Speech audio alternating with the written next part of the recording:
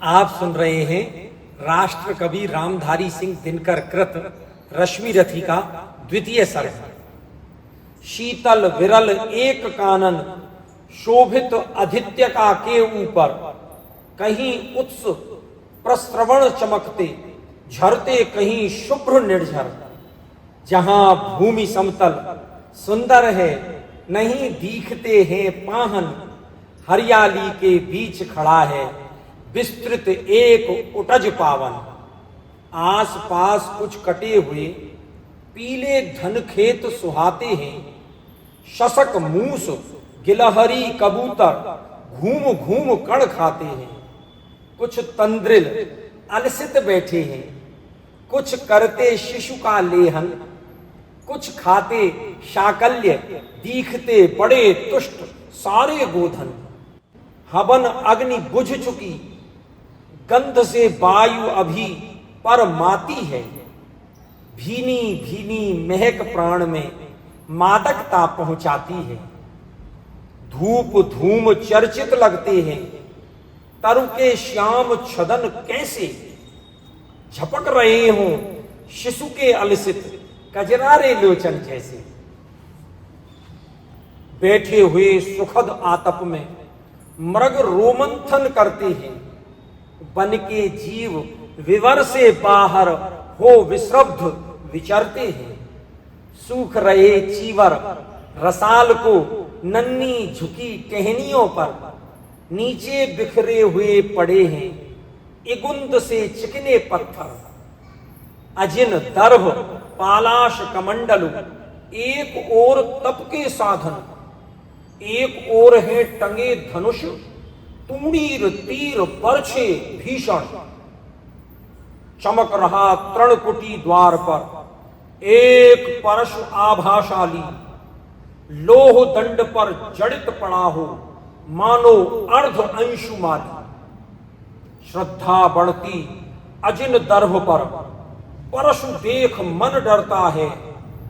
युद्ध शिविर या तपोभूमि यह समझ नहीं कुछ पड़ता है। हवन कुंड जिसका यह उसके ही क्या ये धनुष कुठार। जिस मुनि की यह श्रुवा उसी की कैसे हो सकती तलवार। आई है वीरता तपोवन में क्या पुण्य कमाने को, या संन्यास साधना में है दैहिक शक्ति जगाने को। मन ने तन का सिद्ध यंत्र अथवा शस्त्रों में पाया है, या कि वीर कोई योगी से युक्ति सीखने आया है। परशु और तप ये दोनों वीरों के ही होते श्रृंगार। क्लीब न तो तप ही करता है न तो उठा सकता तलवार। तप से मनुज दिव्य बनता है, षड विकार से लड़ता है, और तन की समर भूमि में लेकिन काम खड़ग ही करता है। किंतु कौन नर तपोनिष्ठ है यहां धनुष धरने वाला। एक साथ यज्ञाग्नि और असी की पूजा करने वाला। कहता है इतिहास जगत में हुआ एक ही नर ऐसा। रण में कुटिल काल संक्रोधी, तप में महाशूर्य जैसा।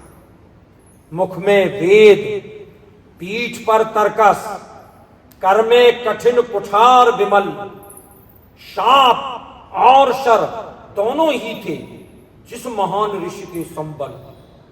यह कुटीर है उसी महामुनि परशुराम बलशाली का, भृगु के परम पुनीत वंशधर व्रती वीर प्रणपाली का। हाँ हाँ वही, कर्ण की जांघों पर अपना मस्तक धरकर सोए हैं तरवर के नीचे आश्रम से किंचित हटकर।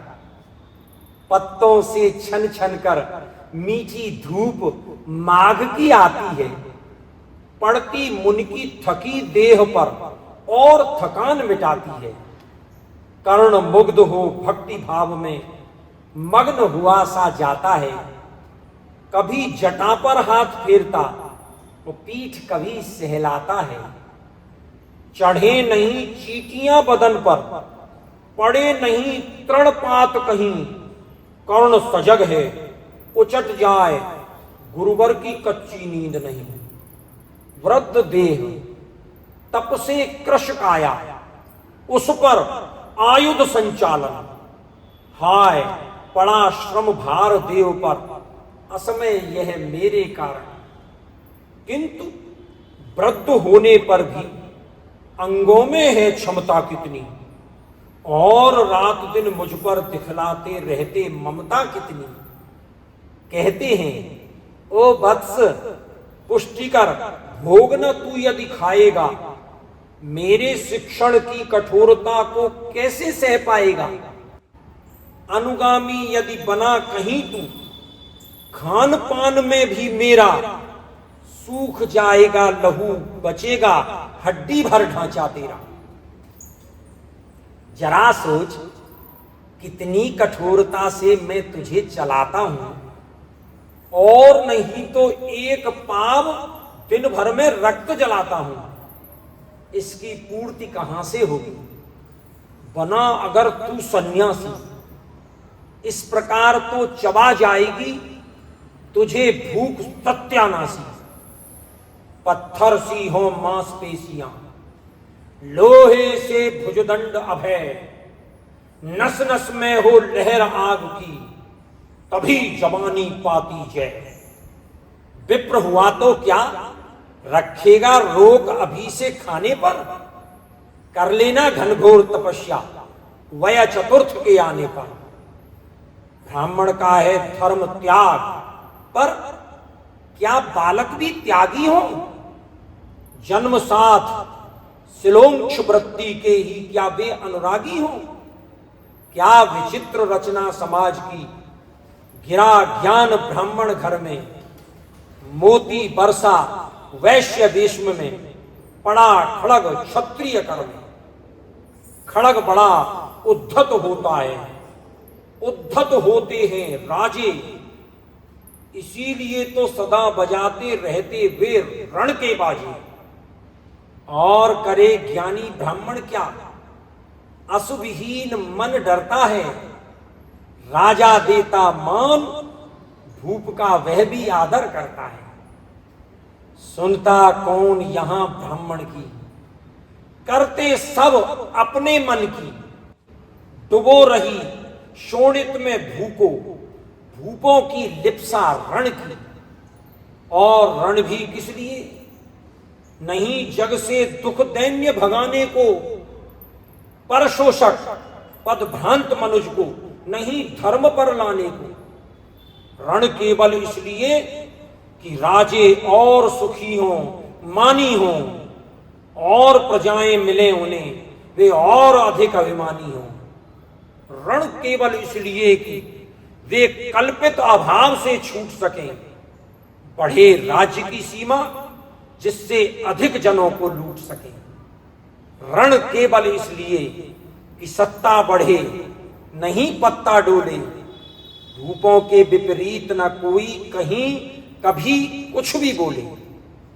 ज्यों ज्यों मिलती विजय, अहम नरपति का बढ़ता जाता है, और जोर से वह समाज से सिर पर चढ़ता जाता है। अब तो है यह दशा कि जो कुछ है वह राजा का बल है। ब्राह्मण खड़ा सामने केवल, लिए शंख गंगा जल है। कहां तेज ब्राह्मण में, अविवेकी राजा को रोक सके। धरे कुपथ पर जभी पांव वह, तत्क्षण उसको टोक सके। और कहे भी तो ब्राह्मण की बात कौन सुन पाता है। यहां रोज राजा ब्राह्मण को अपमानित करवाता है।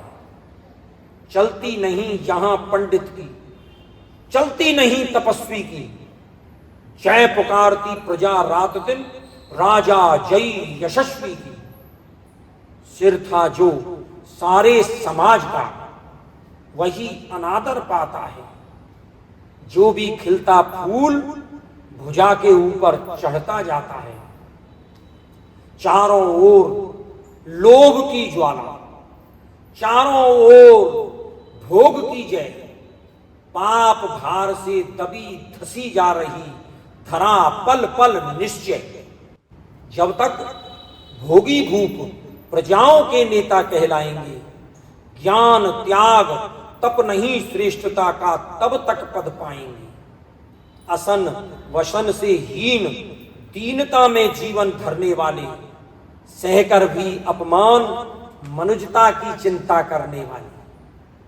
कवि, कोविद, विज्ञान विशारद, कलाकार, पंडित ज्ञानी, कनक नहीं कल्पना ज्ञान, उज्जवल चरित्र के अभिमानी। इन विभूतियों को जब तक संसार नहीं पहचानेगा, राजाओं से अधिक पूज्य जब तक न इन्हें वह मानेगा, तब तक पड़ी आग में धरती इसी तरह अकुलाएगी।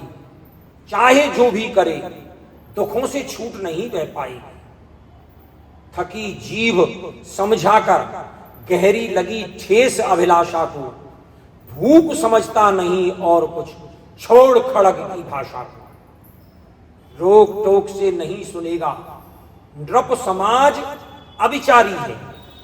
ग्रीवाहर निष्ठुर कुठार का यह मदान दुराधिकारी है। इसीलिए तो मैं कहता हूं, अरे ज्ञानियों खड़ग धरो, हर न सका जिसको कोई भी, भूखा वह तुम त्रास हरो। नित्य कहा करते हैं गुरुवर, खड़ग महाभयकारी है, इसे उठाने का जग में हर एक नहीं अधिकारी है। वही उठा सकता है इसको जो कठोर हो कोमल भी, जिसमें हो धीरता वीरता और तपस्या का बल भी। वीर वही है जो कि शत्रु पर जब भी खड़ग उठाता है, मानवता के महागुणों की सत्ता भूल न जाता है। सीमित जो रख सके खड़ग को, पास उसी को आने दो।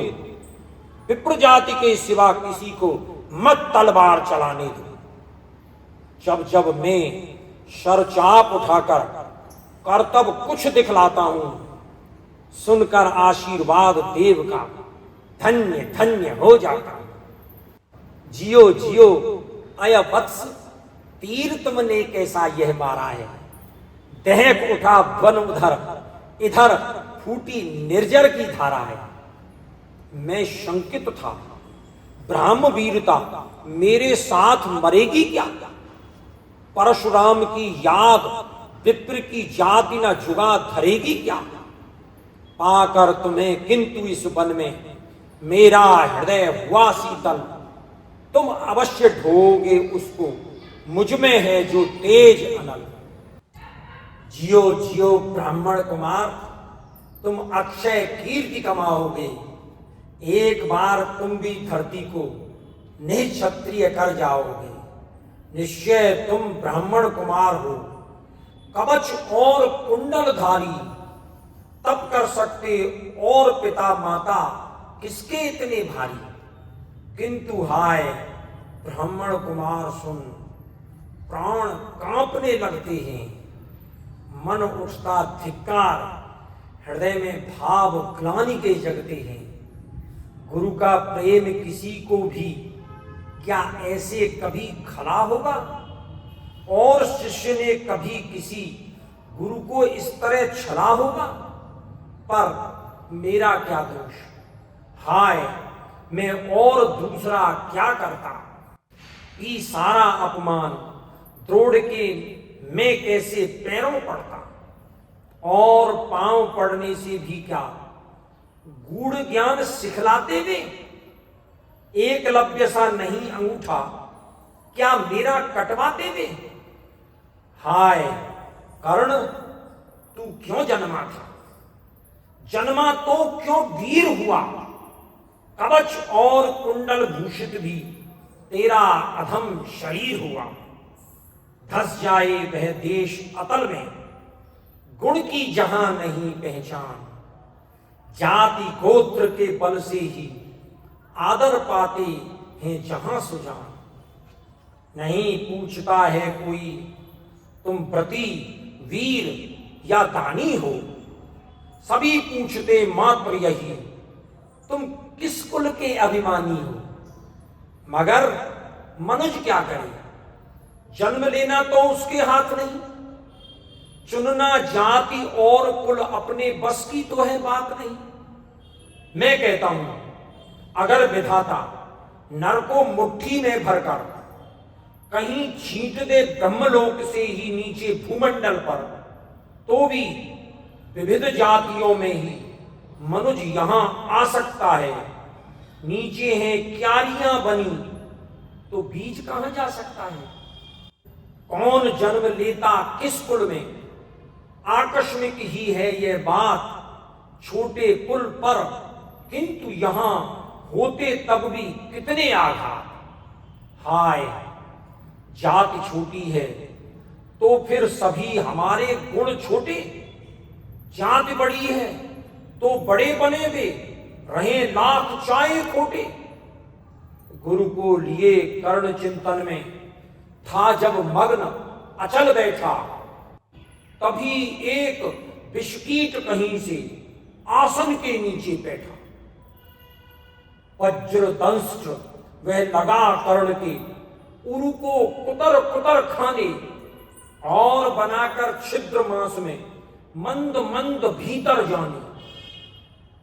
कर्ण विकल हो उठा, दुष्ट धोरे पर हाथ धरे कैसे, बिना हिलाए अंग कीट को किसी तरह पकड़े कैसे। पर भीतर उस धसे कीट तक हाथ नहीं जा सकता था, बिना उठाए पांव शत्रु को कर्ण नहीं पा सकता था। किंतु पांव के हिलते ही गुरुवर की नींद उचट जाती। सहम गई यह सोच कर्ण की भक्तिपूर्ण विभ्वल छाती। सोचा उसने, अतः कीट यह पिए रक्त पीने दूंगा। गुरु की कच्ची नींद तोड़ने का पर पाप नहीं लूंगा। बैठा रहा अचल आसन से, कर्ण बहुत मन को मारे, आह निकाले बिना शिलासी सहनशीलता को धारे। किंतु लहू की गर्म धार जो सहसा आन लगी तन में, परशुराम जग पड़े रक्त को देख हुए विस्मित मन में। कर्ण झपट कर उठा, इंगितों में गुरु से आज्ञा लेकर बाहर किया कीट को उसने छत में से उंगली देकर। परशुराम बोले, शिव शिव, तूने यह की मूर्खता बड़ी, सहता रहा अचल जाने कब से ऐसी वेदना कड़ी। तनिक लजा कर कहा कर्ण ने, नहीं अधिक पीड़ा मुझको। महाराज क्या कर सकता है यह छोटा कीड़ा मुझको। मैंने सोचा हिला डुला तो वृथा आप जग जाएंगे, क्षण भर को विश्राम मिला जो नाहक उसे गवाएंगे। निश्चल बैठा रहा, सोच यह कीट स्वयं उड़ जाएगा, छोटा सा यह जीव मुझे कितनी पीड़ा पहुंचाएगा। पर यह तो भीतर धंसता ही गया, मुझे हैरान किया। लज्जित हूं इसलिए कि सब कुछ स्वयं आपने देख लिया। परशुराम गंभीर हो गए, सोच न जाने क्या मन में। फिर सहसा क्रोधाग्नि भयानक भभक उठी उनके तन में। दांत पीसकर आंखें तरेर कर बोले, कान छली है तू, ब्राह्मण है या और किसी अभिजन का पुत्र बली है तू। सहनशीलता को अपनाकर ब्राह्मण कभी न जीता है, किसी लक्ष्य के लिए नहीं अपमान हलाहल पीता है। सह सकता जो कठिन वेदना, पी सकता अपमान वही। बुद्धि चलाती जिसे तेज का कर सकता बलिदान वही। तेज पुंज ब्राह्मण तिल तिल कर जले, नहीं यह हो सकता। किसी दशा में भी स्वभाव अपना वह कैसे खो सकता। कसक भोगता हुआ विप्र निश्चल कैसे रह सकता है। इस प्रकार की चुभन वेदना क्षत्रिय ही सह सकता है। तू अवश्य क्षत्रिय है पापी, पता न तो फल पाएगा, परशुराम के कठिन शाप से अभी भस्म हो जाएगा। क्षमा क्षमा, हे देव दया में गिरा कर्ण गुरु के पद पर, मुख विवर्ण हो गया, अंग कांपने लगे भय से थर थर। सूत पुत्र में शूद्र कर्ण हूं, करुणा का अभिलाषी हूं, जो भी हूं पर देव आपका अनुचर अंतेवासी हूं। छली नहीं मैं हाय किंतु छल का ही तो यह काम हुआ, आया था विद्या संचय को किंतु व्यर्थ बदनाम हुआ। बड़ा लोभ था बनु शिष्य में कार्तवीर्य के जेता का, तपोदीप्त शूरमा विश्व के नूतन धर्म प्रणेता का। पर शंका थी मुझे सत्य का अगर पता पा जाएंगे, महाराज मुझ सूत पुत्र को कुछ भी नहीं सिखाएंगे। बता सका मैं नहीं इसी से प्रभु, जाति अपनी छोटी, करें देव विश्वास, भावना और न थी कोई खोटी। पर इतने से भी लज्जा में हाय गड़ासा जाता हूं, मारे बिना हृदय में अपने आप मरासा जाता हूं। छल से पाना मान जगत में किलविश है, मल ही तो है, ऊंचा बना आपके आगे सचमुच यह छल ही तो है। पाता था सम्मान आज तक दानी व्रती बलि होकर, अब जाऊंगा कहां स्वयं गुरु के सामने छली होकर। करें भस्म ही मुझे देव, सम्मुख है मस्तक नत मेरा।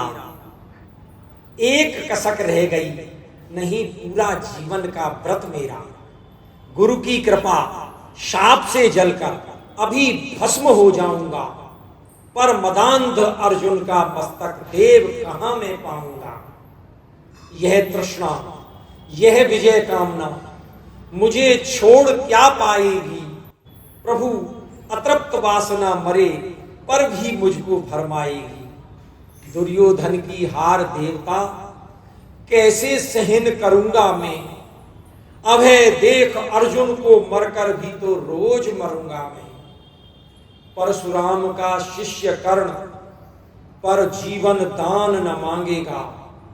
बड़ी शांति के साथ चरण को पकड़ प्राण निज त्यागेगा।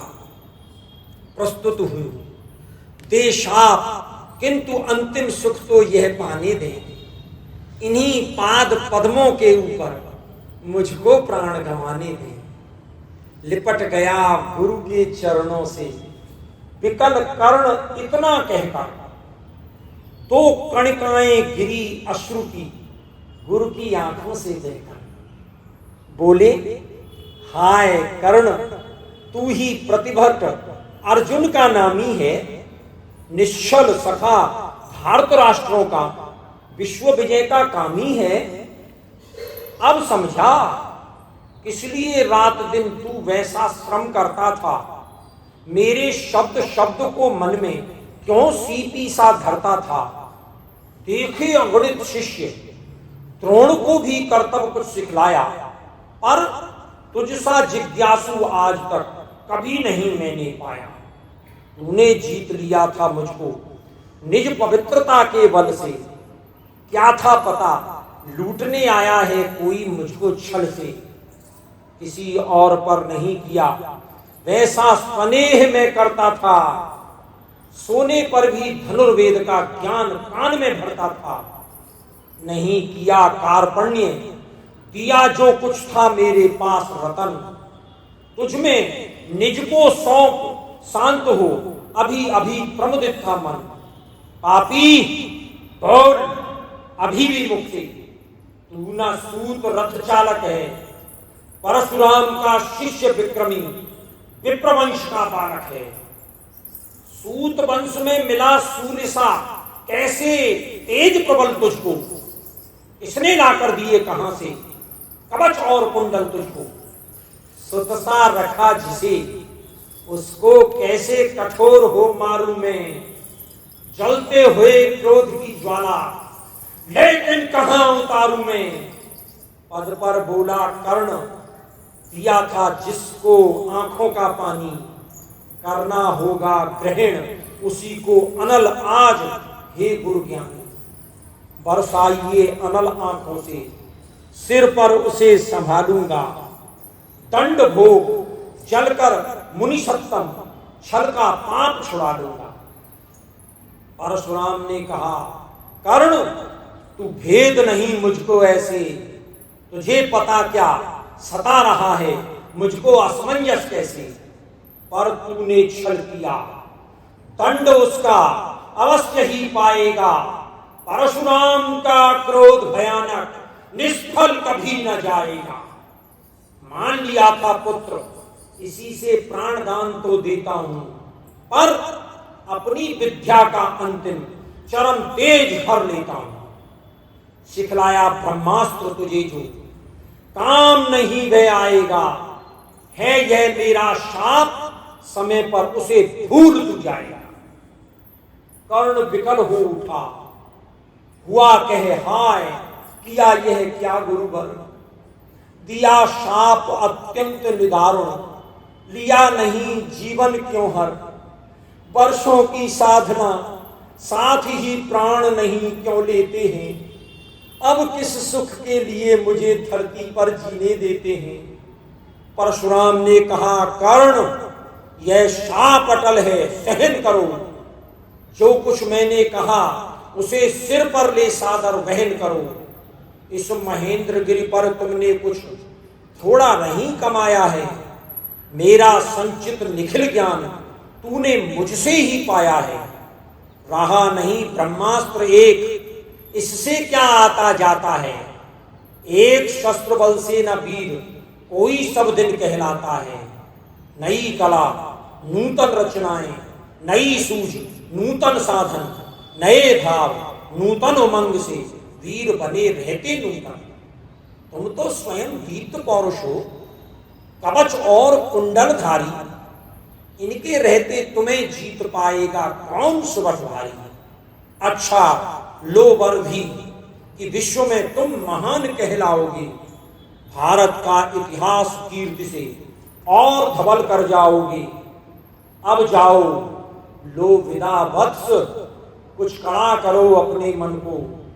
रहने देते नहीं यहाँ पर हम अभिशप्त किसी जन को। हाय छीनना पड़ा मुझी को, दिया हुआ अपना ही धन। सोच सोच यह बहुत विकल हो रहा, नहीं जाने क्यों मन। व्रत का पर निर्वाह कभी ऐसे भी करना होता है। इस कर से जो दिया उसे उस कर से हरना होता है।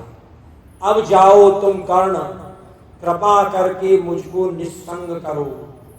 देखो मतियों सजल दृष्टि से, व्रत मेरा मत भंग करो। आह बुद्धि कहती कि ठीक था जो कुछ किया, परंतु हृदय मुझसे कर विद्रोह तुम्हारी मना रहा जाने क्यों जय। अनायास गुणशील तुम्हारे मन में उगते आते हैं। भीतर किसी अश्रु गंगा में मुझे बोर नहलाते हैं। जाओ जाओ कर्ण, मुझे बिल्कुल असंग हो जाने दो। बैठ किसी एकांत कुंज में मन को स्वस्थ बनाने दो। भय है तुम्हें निराश देखकर छाती कहीं न फट जाए। फिरा न लूं अभिशाप, पिघलकर वाणी नहीं उलट जाए। इस प्रकार कहकर परशुराम ने फिरा लिया आनन अपना। जहां मिला था वहीं कर्ण का बिखर गया प्यारा सपना। छूकर उनका चरण कर्ण ने अर्घ्य अश्रु का दान किया और उन्हें जी भर निहार कर मंद मंद प्रस्थान किया। परशुधर के चरण की धूल लेकर, उन्हें अपने हृदय की भक्ति देकर, निराशा से विकल टूटा हुआ सा, किसी गिरसंग से छूटा हुआ सा, चला खोया हुआ सा कर्ण मन में, कि जैसे चांद चलता हो गहन में, कि जैसे चांद चलता हो गहन में। द्वितीय सर्ग समाप्त।